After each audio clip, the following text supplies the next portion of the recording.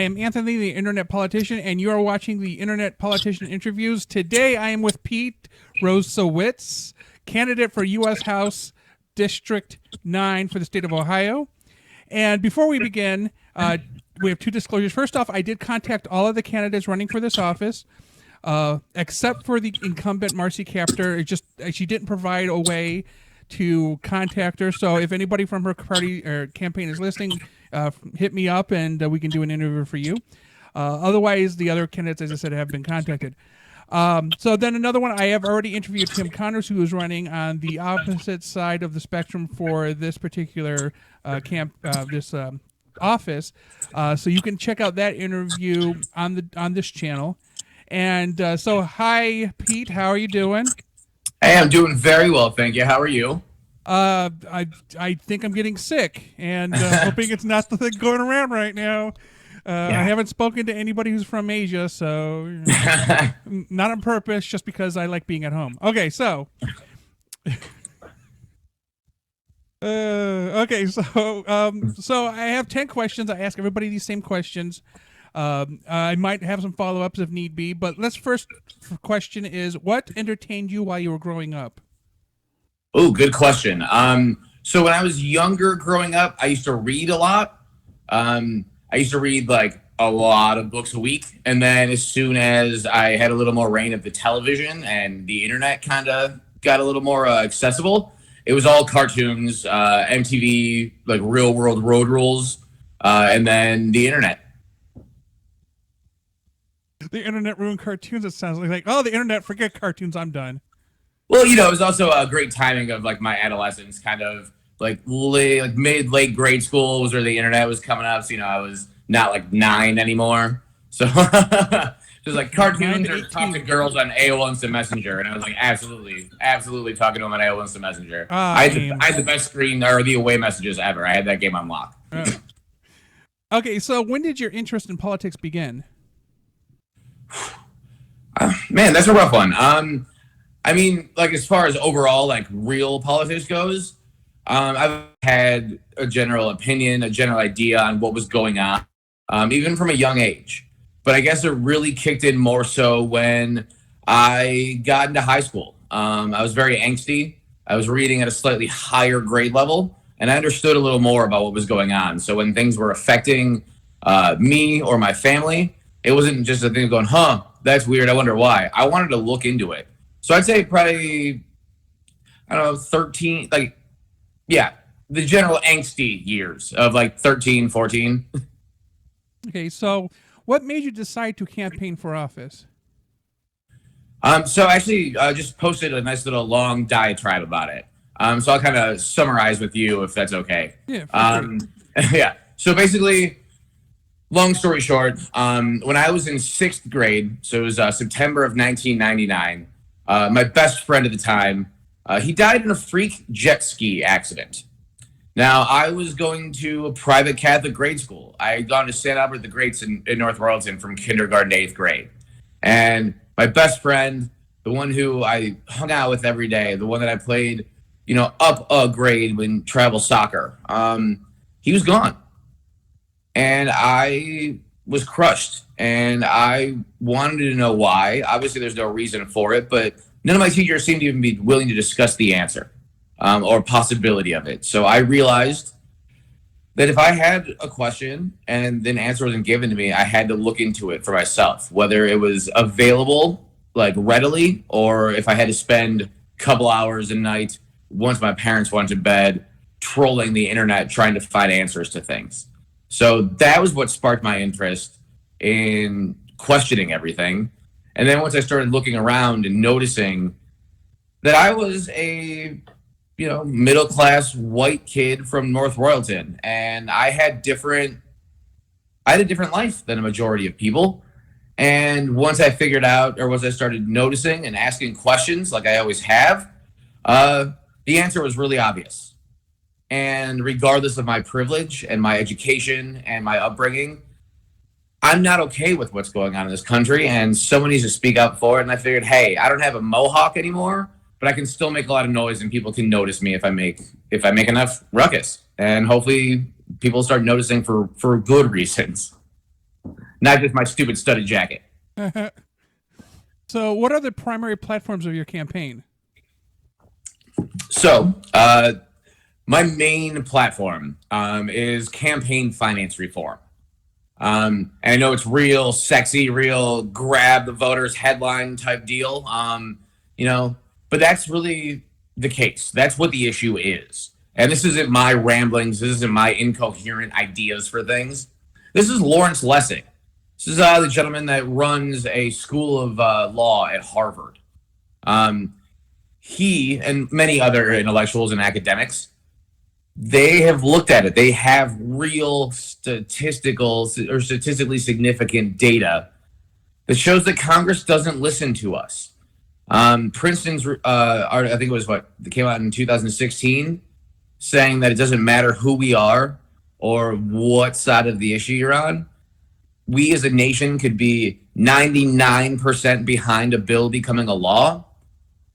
And through, again, Princeton's research, there's a 30% chance it's going to become a bill and become a law. If we have 1% chance or 1% liking in the country of a bill or law, there's a 30% chance that it's going to become a bill or law. So it doesn't matter what we think, what our opinion is. All that matters is that they're placating their real constituency, corporations and lobbyist groups and NGOs and super PACs. And it's time that we all realize it. It's time that we realize that it is an issue and that it's not a mysterious thing that we'll never be able to fix. We got ourselves here. The government isn't a mysterious thing. We got ourselves here. We can't point fingers right now. I think we've proven over the last couple of years that we're not strong enough to figure out why things are wrong or who is the reason that things are where they are. We need to fix stuff first. We need to look around and see that things are wrong. We need to be an adult. We need to own it. And then in 10, 20 years from now, when we're a little bit of a better situation as a country, maybe we'll be able to look around and figure out how we got to where we are now. And if we have to point a finger and blame Steve, then we can blame Steve then. If we have to point a finger and blame me for all of this, fine. Blame me. But we need to all start talking about solutions instead of syntaxually attacking people. Okay, so I do have a follow-up then. One of the probably the only hurdle, the hurdle you have in the primary is Marcy Kaptur. So speaking to Tim Connors, who's running on the other side of the spectrum here, one of his issues is he would like to see term limits. Somebody shouldn't be in office for their entire lifetime. Is that something you agree with? Oh, absolutely. Sounds like I like Tim Connors. I hope that I get to see him in the general. But yeah, I don't understand how someone who has had their job for 4 years longer than I've been alive should be able to continue to be a career politician. Mind you, I have never been in politics. I'm the outsider. I come from the business world. I come from a very strong sales background. And in my experience, when you have someone who's done a really good job, but they've done it for over 30 years, it's usually time for a gold watch and a party with a bad generic cake. Not for 2 more years of the job, hoping that the job they've done is okay, and we'll just assume nobody's going to be able to do a better one. So yes, term limits. Because that brings up the positional stagnancy where a person kind of has gotten into the position, they've been in there so long. We're talking, I think, 38 years now. So essentially, they haven't maybe gone with the times or updated accordingly. They had the views what they had when they first got into office. And it is the question of, as it was put in a previous interview, the old farts keeping the young people from actually bringing new ideas to the table. And it seems like, and this is the weird thing because you guys are in 2 different parties. You and Tim Connors have the same background. You're generally the same age, and you think the same thing about the term limits and the money. Because he had a big thing about campaign reform too. So it's kind of funny where you guys kind of meet up at. Okay, so what trends have you seen change in the current political environment? I'm sorry? what trends have you seen change in the current political environment?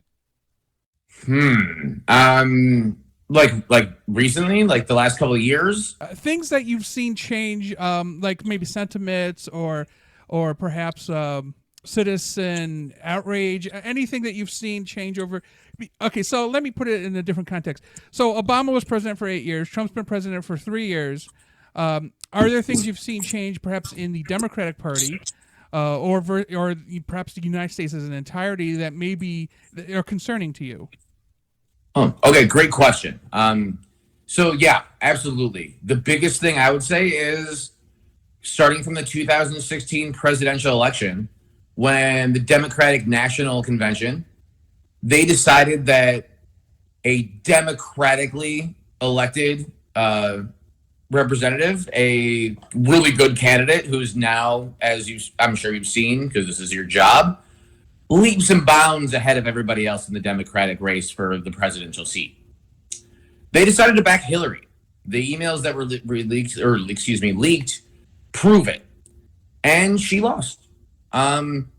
Whatever you will about the popular compared to the actual outcome, that's fine. But something substantial changed when Bernie Sanders came to light and was considered a real contender for this race.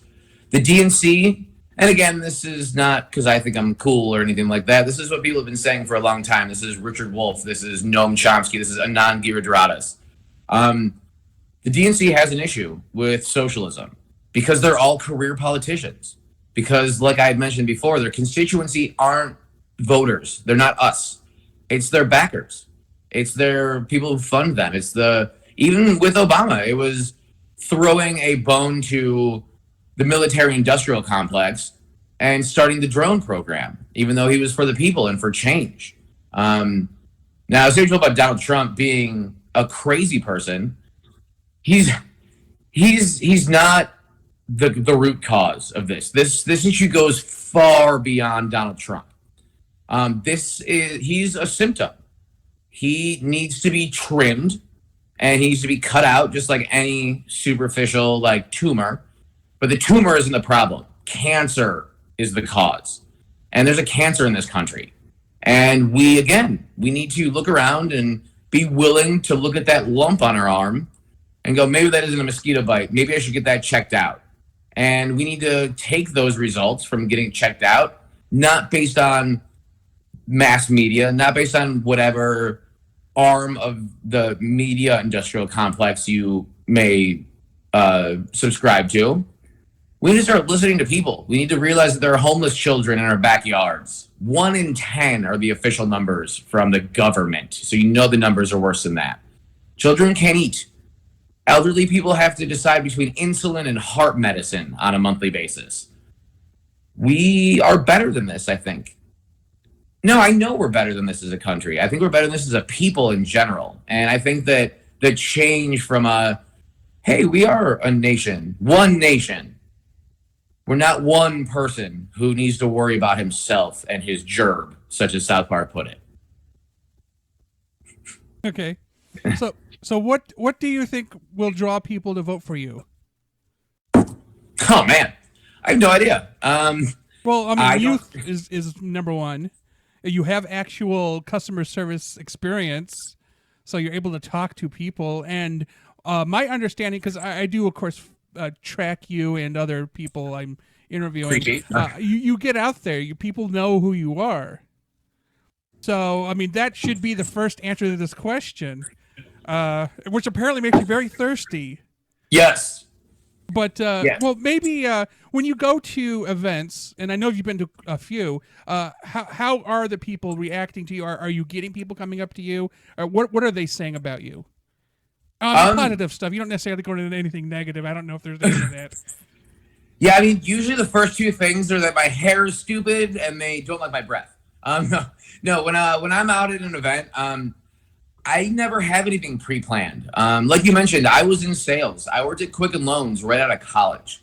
I set a record there. I originated 101 loans in a month. So when I was speaking to Steve Halecko from the Cuyahoga County Progressive Caucus, and he was basically, logically so, trying to talk me out of running for Congress, he kind of gave me three main things that needed to be done. One, I had to be comfortable talking to strangers. And I love talking to strangers. I take a book or a page out of Mr. Rogers' book. Every stranger is just a friend you haven't met yet.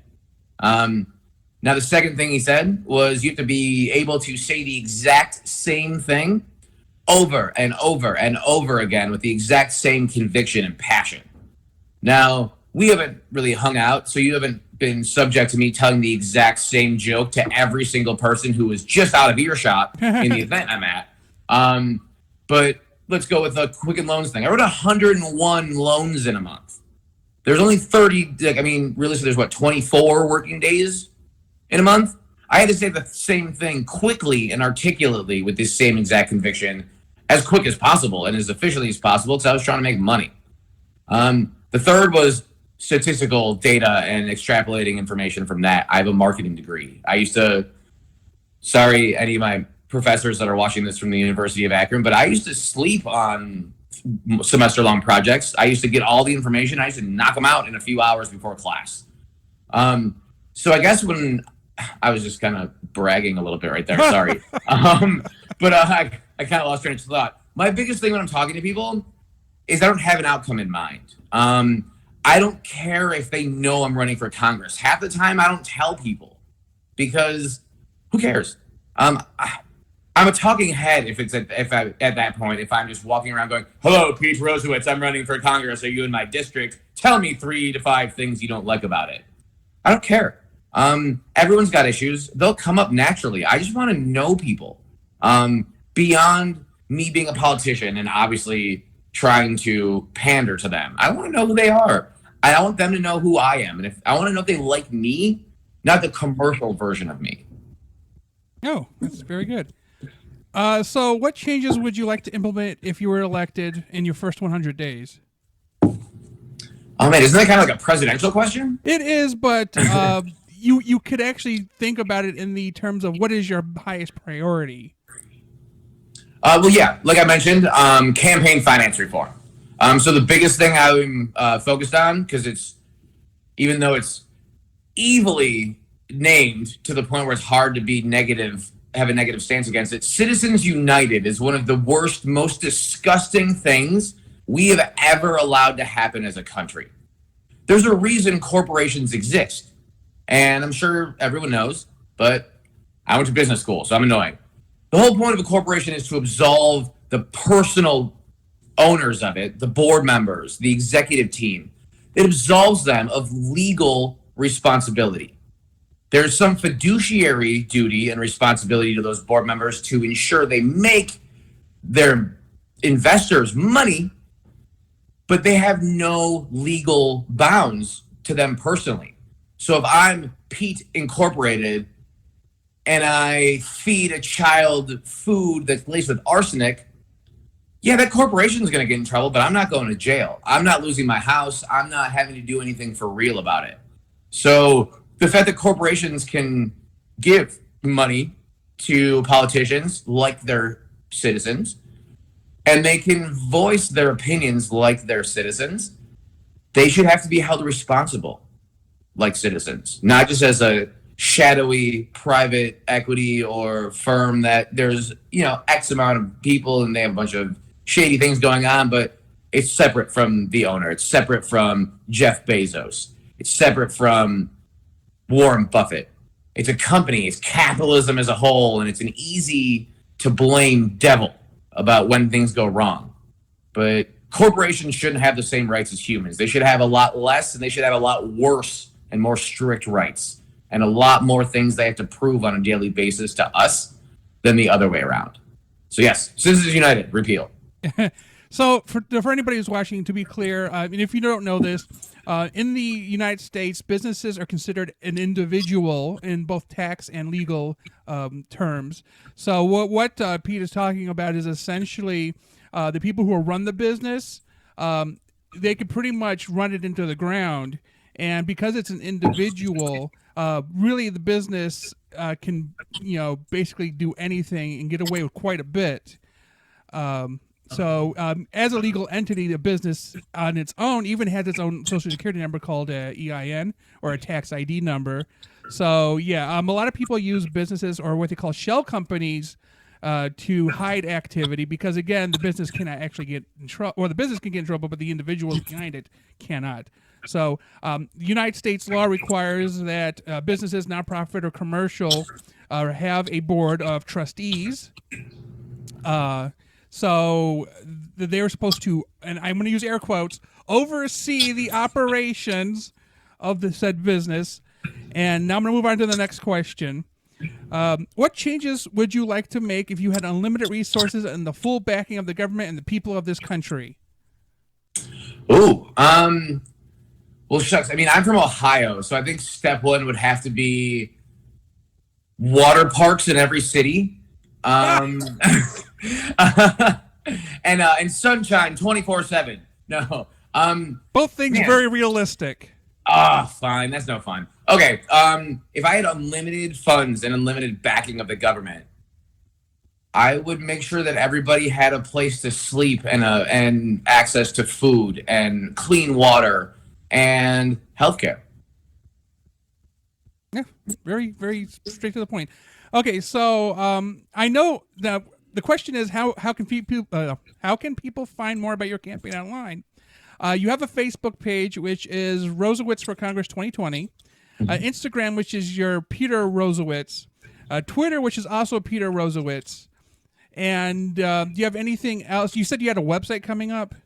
Yes, I bought the URL like a month ago, but who'd have thunk that making a website even with a template is really, really, really annoying and really tedious. And like I'm doing this with no real money. I'm basically banking on the fact that I'm very money poor, but I'm insanely friend wealthy. So I'm working on everyone else's schedule and just kind of being okay with it. So yes, rosewitzforcongress2020.com will be a thing.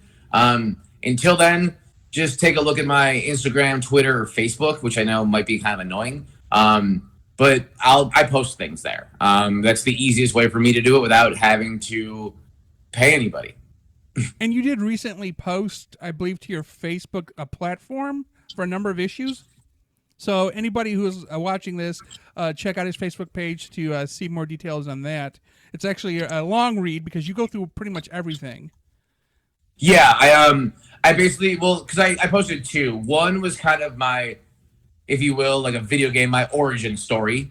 Because I just wanted people to know a little bit more about me, and then a little bit more than what they see in a quick no intro. Hey, here's this annoying kid that talks a lot and tells really bad jokes. I want to be taking this seriously. So I have, a little bit of like a quick bio about me. And then I also have, some important campaign platforms for me on there. I did go into some more detail, but if you go to like the about section of my Facebook page, I think it's broken down a little better. If not, just read more. Okay, so did you wish to mention anything else about your campaign? Honestly, my biggest thing with it, and it even says it on the free business cards that I got from some internet website. This is really important. This is not something that I'm taking as a joking matter. I left my job 6 months ago. I haven't had a real income in 6 months. And all I've been doing is reading. And all I've been doing is studying. And all I've been doing is listening to long lectures by really old, really smart, kind of boring people that you see on YouTube that are like 4 or 5, 6 hours long. And you go, no one watches that. I watch those. I'm trying to get as much information as possible because I don't have money. But I do have my brain. And I've annoyingly always been good at taking complex issues and information and breaking it down into an easy to understand analogy for people that don't like stupid 7-hour long lectures that are done in like a handy cam in somebody's, lecture hall. That's what I'm here for. I'm using the only thing that I really have at my disposal right now, which is my time and my brain and my stupid mouth that I love yapping. So hopefully people will be listening to me. I'm going to start posting more regular content. I have a friend of mine who's going to be bringing over like a tripod and like a actual microphone and a gimbal. So things are shaky. And my biggest thing is I'm going to try to start posting as many videos as possible. And the one thing that I've had a lot of feedback on is people don't like the news. And I don't blame them. It's hard. The main media, the 3, 5, and 8, the Fox, the ABC, the CNN, all that garbage, because it's all owned by 5 corporations, and it's all kind of made to distract you and to confuse you. And I'm finishing up reading a book called Nervous States by William Davies, all about experts and the veritas and gravity behind what their expertise is and what that means and how it's shifted over the years due to things like people distrusting journalists or newspapers or statisticians and academics because for a good reason, because what they see as America, just as a generalized statistic, is not people's day-to-day. And I'm trying to get to know people's day-to-day as well as having the information or using that information to back it up with a bunch of fancy-sounding academic words that I've learned over the past 6 months. So yeah, vote for me. Don't. Obviously, I care. But I mean, I wouldn't be doing this if I didn't care. But really, at the end of the day, I don't care if you vote for me. Just do some research. Go to like the 5th page of Google and look up the real information on news headlines with real sources that end in a .org or a .edu, not like a think tank that started 6 months ago that decided that we're all eating the healthy amount of beef. As a country, we should, gosh darn it, we should probably eat more. That was funded by the beef industry. We're being bombarded constantly with advertisements, and we've been okay with it. I used to remember it was a skill to be able to flip through channels and be able to time when a commercial was going to end and getting back to that show and not missing any. But with technology, we don't have to do that anymore. We can pay to not see commercials now. And that has made us a different person. We're impatient. I myself have to put my phone in a different room face down to be able to read a book. Because if I hear anything, I just am sucked out of it and I have to look at my phone. And I know a lot of my friends are the same way. And what we need to do is we need to start acknowledging our addiction. We need to realize that if we walk out of the house without our phone, it's not a matter of a heart attack, patting our pockets and running back through and knocking anybody over that we can in the way to get our phones back. We can talk to real people. I was in New York a couple weeks ago, and my mom's cousin, this awesome lady named Carrie, she's lived in New York for 40 years. When we got on the subway, first thing she said was, in her adorable, I'm from New York and I don't have time for this kind of mindset was, can you believe this? No one talks to each other anymore. There used to be a newspaper every here and there, but you'd be talking. Now all we do is stare at each other's phones. I don't care that he likes Apple. I want to know what kind of newspaper he reads to know if I like him or not.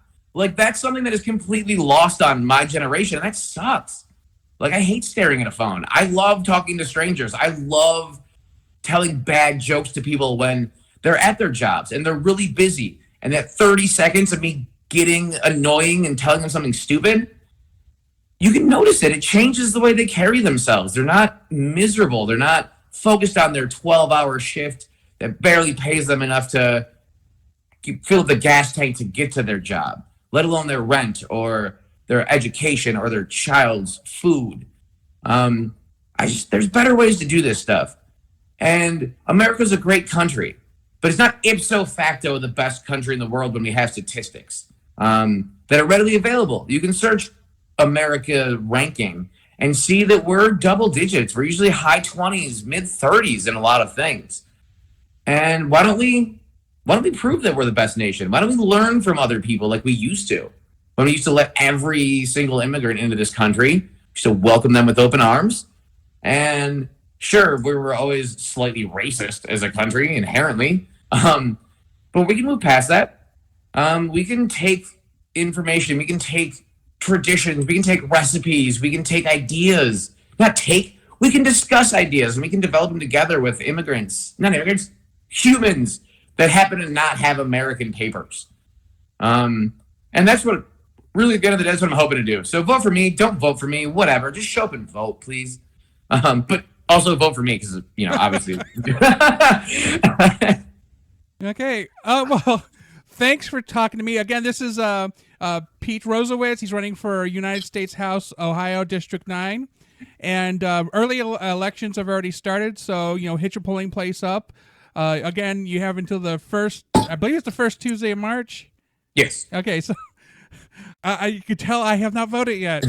Anyway, don't forget to check out his Facebook, Instagram, and Twitter, and eventually his website. I'm sure you'll post something on Facebook when the website's up. Okay. I'll be blowing everything up on social media because I've been spending a lot of time on this thing, like way more time than anybody should on a template. But yeah, it'll be up and running hopefully midweek. Alrighty, and thank you for your time, Pete.